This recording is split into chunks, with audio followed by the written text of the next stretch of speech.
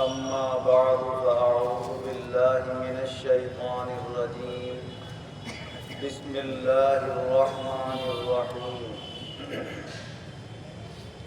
وَإِذْ أَنْتُمْ أَجِنَّةٌ فِي بُطُونِ أُمَّهَاتِكُمْ فَلَا تُزَكُّوا أَنفُسَكُمْ هُوَ أَعْلَمُ بِمَنِ اتَّقَى۔ اللہ تبارک و تعالی اپنے کلام عظیم میں ارشاد فرما رہا ہے کہ سب لوگ اپنے اس وقت کو یاد کریں کہ جب وہ اپنے ماؤں کے پیٹوں میں تھے۔ لہذا جب تم یہ غور کرو گے تو پھر اپنے آپ کو اچھا نہیں کہو گے، اپنی پاکییں اور صفائیاں بیان نہیں کرو گے، اور یہ تو اللہ ہی جانتا ہے کون زیادہ متقی اور پرہیزگار ہے۔ اس لیے کہ جب بندہ یہ غور کرے گا کہ جب میں اپنی ماں کے پیٹ میں تھا تو اپنے والد محترم کے جسم سے جدا ہو کر ایک گندے نطفے کی صورت میں گندے پانی کی شکل میں ماں کے پیٹ میں گیا، تو میری پیدائش، میری بناوٹ ایک گندے قطرے سے، اور وہاں پرورش بھی جو پائی گندی گندی چیزیں پی کر اور کھا کر پرورش پائی۔ وہ ناپاک خون جو ہر مہینے آتا تھا وہ رک گیا اور وہ اس نطفے کی خوراک بننے لگا، اور اس گندے خون کو خوراک بنا کر اللہ نے اس کی پرورش شروع کر دی۔ حضور صلی اللہ علیہ وسلم ارشاد فرماتے ہیں کہ 40 دن تک تو یہ گاڑھے خون کی شکل میں رہا، پہلے 40 دن تک نطفہ رہا، پھر 40 دن کے بعد گاڑھے خون کی شکل اختیار کر لی۔ خون پی رہا ہے، خون کھا رہا ہے تو خون کی صورت میں تبدیل ہو گیا۔ پھر 40 دن کے بعد گوشت کے لوتھڑے میں تبدیل ہو گیا، اور 40 دن تک گوشت کے لوتھڑے کی شکل میں رہا، اور جو کچھ اسے دنیا میں آ کر بننا ہے اللہ نے اب اسی وقت فرشتے کو بھیج کر اس کی قسمت میں لکھوا دیا کہ 4 باتیں اس کے نصیب میں لکھ دو کہ یہ دنیا میں جائے گا تو اس کو رزق کتنا ملے گا، اس کی عمر کتنی ہوگی، اس کے اعمال کیسے ہوں گے، نیک ہوگا یا گنہگار ہوگا، اور پھر جب یہ واپس اللہ کے یہاں جائے گا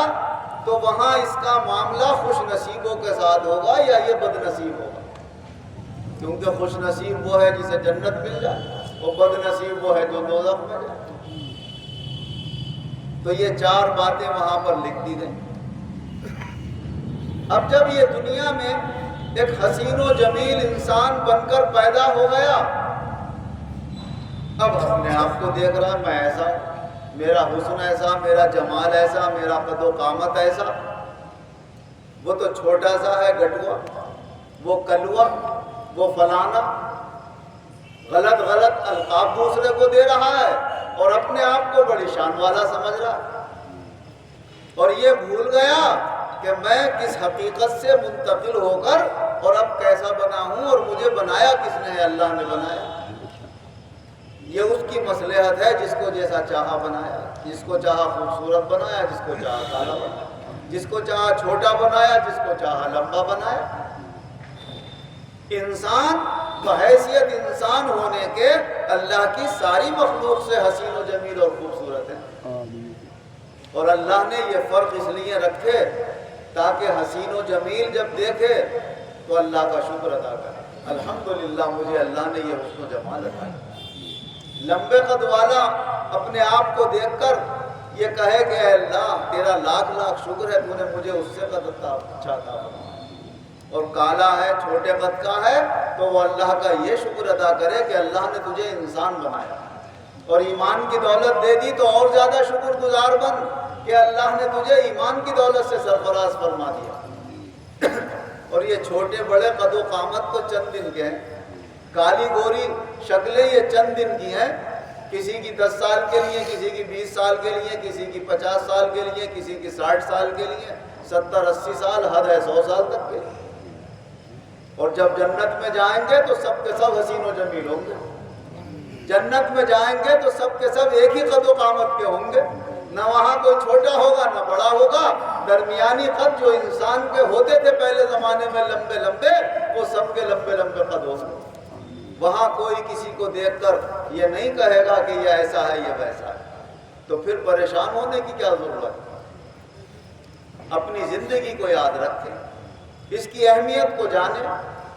اور یہ سمجھے کہ یہ زندگی ہمیشہ باقی رہنے والی نہیں ہے۔ ہمیشہ باقی رہنے والی تو وہ آخرت کی زندگی ہے، جہاں اللہ کا کرم ہو گیا اور جنت والوں میں داخل ہو گئے تو پھر وہاں پر اللہ کی رحمتیں برکتیں ہی برکتیں ہیں، حسن و جمال بھی ہے، قد و قامت بھی ہے، اور ہر طرح کی اللہ کی نعمتیں بھی ہیں۔ اور یہ تقدیر اللہ تبارک و تعالیٰ نے جو ماں کے پیٹ میں بھی لکھوا دی، یہ تو فرشتوں کو بتانے کے لیے اور اپنے بندوں پر تقدیر کا کچھ حصہ ظاہر کرنے کے لیے بیان فرما دیا، ورنہ اللہ تعالیٰ نے تو اپنی ساری مخلوق کی تقدیر اس کائنات کو بنانے سے بھی 50,000 سال پہلے لکھ دی کہ آسمان کیسا بنے گا اور زمین کیسی بنے گی اور فلاں چیز کیسی بنے گی۔ جیسے کوئی انجینئر بلڈنگ بنانے والا نقشہ پہلے تیار کر دیتا ہے، یہاں وضو خانہ ہوگا، یہاں مسجد ہوگی، یہاں آنگن ہوگا، صفیں اتنی ہوں گی، اتنے گز لمبی ہوگی، اتنے گز چوڑی ہوگی۔ مسجد بنا رہا ہے، گھر بنا رہا ہے تو اتنے کمرے ہوں گے، دالان ایسے ہوگا، کچن ایسے ہوگا، لیٹرین باتھ روم ایسے ہوں گے۔ یہ سارا نقشے پہ کاغذ پہ پہلے اتار دیتا ہے۔ تو اس طرح اللہ تبارک و تعالیٰ نے کائنات کو پیدا کرنے سے پہلے اس کائنات کا پورا نقشہ 50,000 سال پہلے ہی تیار کر دیا، اور ہر چیز کا وہ تو صرف چند لکیروں میں ظاہر کرتا ہے، اور پوری حقیقت کھل کے سامنے جبھی آتی ہے جب عمارت بن کے تیار ہو جاتی ہے، لیکن اللہ نے تو ہر ایک کی پوری حقیقت لکھ دی وہاں پر۔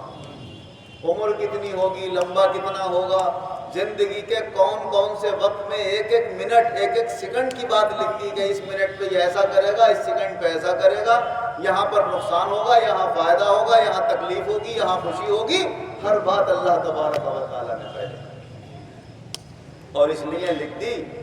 کہ اللہ کے بندے جب دنیا کے اندر اپنے کسی بھی حال سے گزریں، چاہے وہ خوشی کا حال ہو چاہے غم کا حال ہو، تو نہ خوشی پر زیادہ خوش ہوں نہ غم پر زیادہ پریشان ہوں، بلکہ اپنے مولا کی رضا میں خوش ہوں کہ اے مولا جس کے لیے جو تو نے لکھا ہے وہی اس کے لیے بہتر ہے۔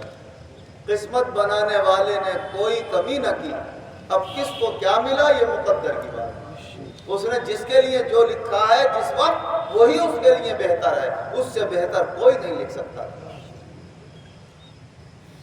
اور تقدیر کا معاملہ یہ اس وقت تک کا ہے کہ جب تک آدمی اس دنیا کے اندر ظاہری حیات میں ہے تو ظاہری حیات میں ہم کسی کی غلطی پر ٹوکیں گے بھی،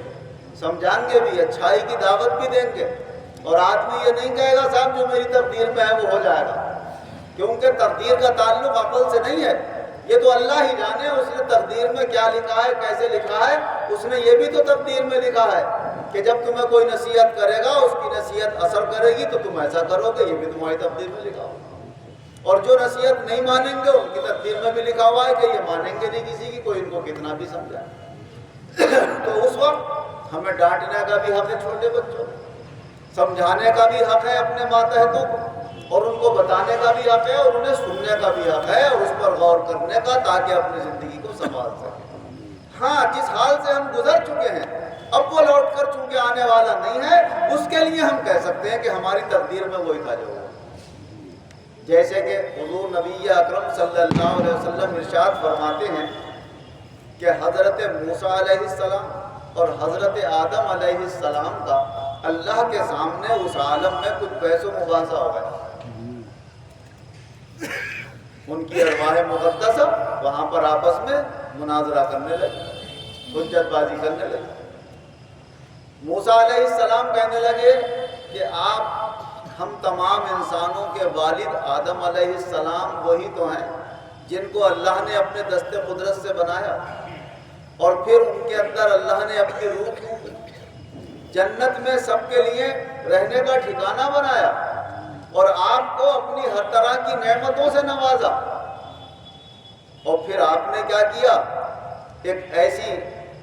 غلطی کی جس کی وجہ سے ہم تمام انسانوں کو آپ نے دنیا میں اتروا دیا۔ تو حضرت آدم علیہ السلام فرمانے لگے آپ وہی موسیٰ ہیں جن کو اللہ نے تورات عطا فرمائی؟ کہا میں وہی۔ کہا تورات آپ کو اللہ نے جو عطا فرمائی وہ لکھی کب گئی تھی؟ کہا حضرت آدم کے پیدا ہونے سے بھی 40 سال پہلے لکھی گئی۔ کہا تم نے تورات میں پڑھا تھا کہ آدم جو ہیں وہ خطا کریں گے اور اس کی وجہ سے اللہ انہیں دنیا میں اتارے گا؟ کہا ہاں پڑھا تھا۔ تو کہا تو اللہ نے میرے لیے پہلے لکھ دیا تھا، جب اللہ نے پہلے لکھ دیا تھا تو پھر میں وہ خطا کیوں نہیں کرتا؟ وہ تو ہو نہیں تھی، اللہ نے جو میری تقدیر میں لکھا۔ تو حضور صلی اللہ علیہ وسلم فرماتے ہیں کہ آدم علیہ السلام حجت بازی میں موسیٰ علیہ السلام پر غالب آ گئے، اس لیے کہ حضرت موسیٰ گزری ہوئی بات پر اعتراض کر رہے تھے، اور جو گزری ہوئی بات ہے اس پر پھر اعتراض نہیں کیا جاتا ہے، وہ تو گزر چکی۔ اور گزری ہوئی بات کے متعلق آدمی کہہ سکتا ہے کہ میری تقدیر میں یہی تھا، لیکن آئندہ کے لیے اگر کوئی نصیحت کرے تو یہ نہیں کہنا چاہیے جیسا میری تقدیر میں ہو جائے گا۔ آپ کون ہوتے ہیں سمجھانے والے؟ کیونکہ آئندہ کی تقدیر نہ ہمیں پتہ نہ آپ کو پتہ، یہ تو اللہ کو پتہ ہے۔ کیا پتہ اللہ نے یہی لکھا ہے تقدیر میں کہ کوئی نصیحت کرے گا، اگر آپ سن لیں گے توجہ کر لیں گے تو اللہ آپ کو راہ ہدایت پر لے آئے گا۔ اس لحاظ سے گزری ہوئی بات پر تو ہم کسی پر اعتراض نہیں کر سکتے، آئندہ والی واقعات کے متعلق ہم لوگوں کو سمجھا سکتے ہیں۔ تو اور تقدیر کا ایک بڑا فائدہ یہ ہوتا ہے کہ جب آدمی کا مضبوط ایمان تقدیر پر ہو جاتا ہے تو اس کو بہت ساری پریشانیوں کے حالات میں دل کو سکون اور اطمینان یہ ملتا ہے کہ یہ ہمارے مولا کا لکھا ہوا ہے ہمارے لیے، ہمارا رب یہ چاہتا ہے۔ اور اللہ سے اگر محبت ہو تو ہمارے محبوب کا یہ تقاضا ہے کہ ہم اس حال سے گزریں اس وقت۔ جیسے اگر آپ کا محبوب یہ چاہ رہا ہے کہ آپ رات بھر جگتے رہیں، اس سے باتیں کرتے رہیں، تو اس کے آپ کے جاگنے میں پھر تکلیف نہیں ہوگی، خوشی ہوگی کہ ہم تو اپنے محبوب سے باتیں کر رہے ہیں، جس سے دل لگا ہوا اس سے باتیں کر رہے ہیں۔ اور اگر خدا نخواستہ آپ کو نیند کسی تکلیف کی وجہ سے نہیں آ رہی، پریشانی کی وجہ سے نہیں آ رہی، کوئی